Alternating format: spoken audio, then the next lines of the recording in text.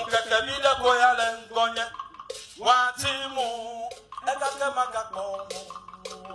memlonye yodomeko enye ya mecholo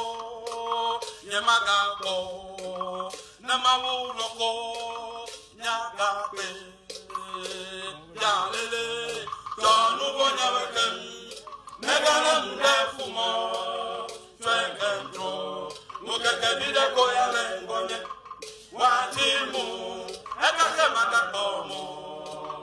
memlonye yodomeko enye ya mecholo nagbada nyemagapo nemawuloko nyagape jalele tonu bonyawekem emekalam defumo twekentro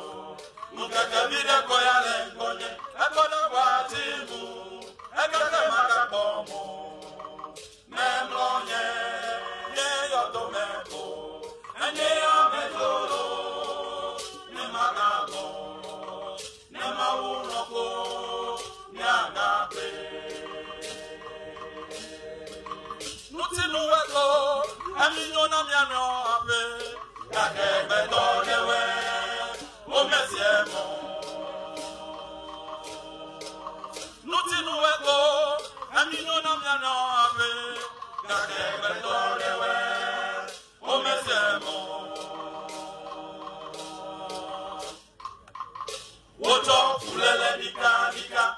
enu manya glebo mechichi soba opa tegbe konuibe enebe kuko amayo dome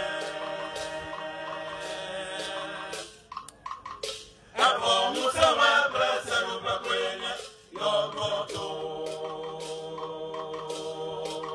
nutinuweko eminyona miano ape kakegbedonewe omesiemo nutinuweko eminyona miano ape kakegbedonewe omesiemo woto fulele dika enu manya glebo mechichi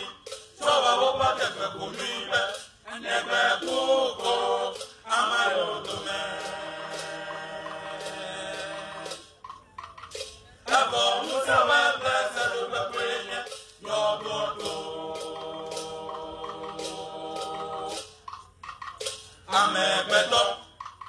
menyendeko dasi wawa ulojo lo mari eto maganyeto amegbedo menyendeko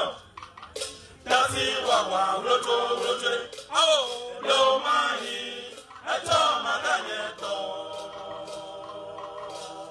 ene mawube yalefuwe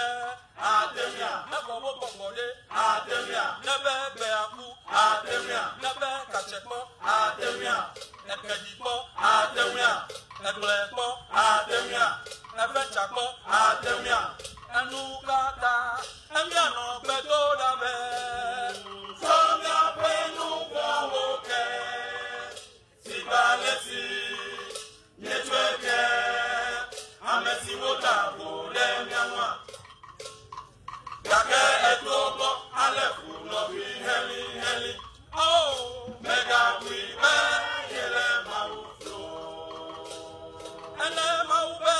yalefu wede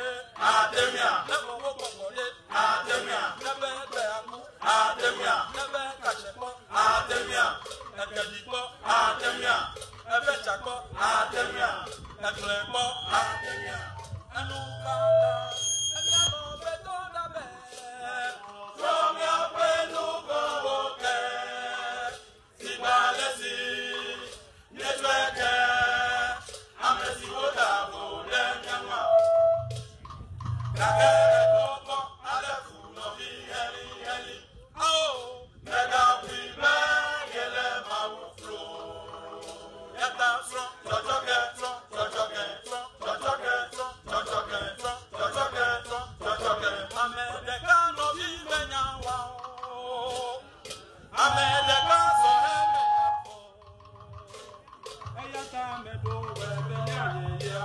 Yo, get that one, get that one.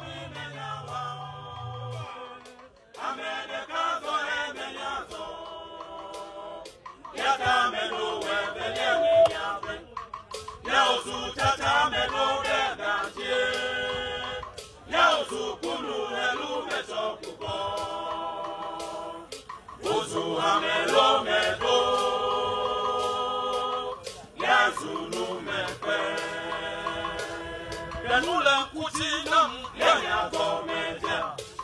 Dobelianam ya gomeja Ameka me manya ege toguglo Ameka be monino me rume fuamo Yehovah mau kwa benue Abena kogugu Deme nyame gogo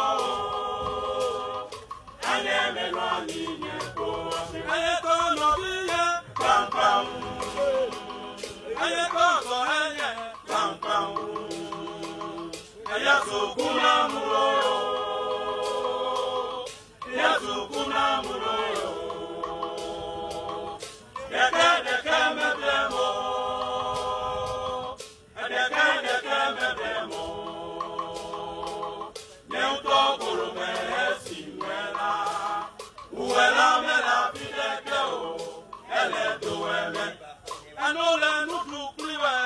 Nega susi bedo noyo Dole nudu kliwe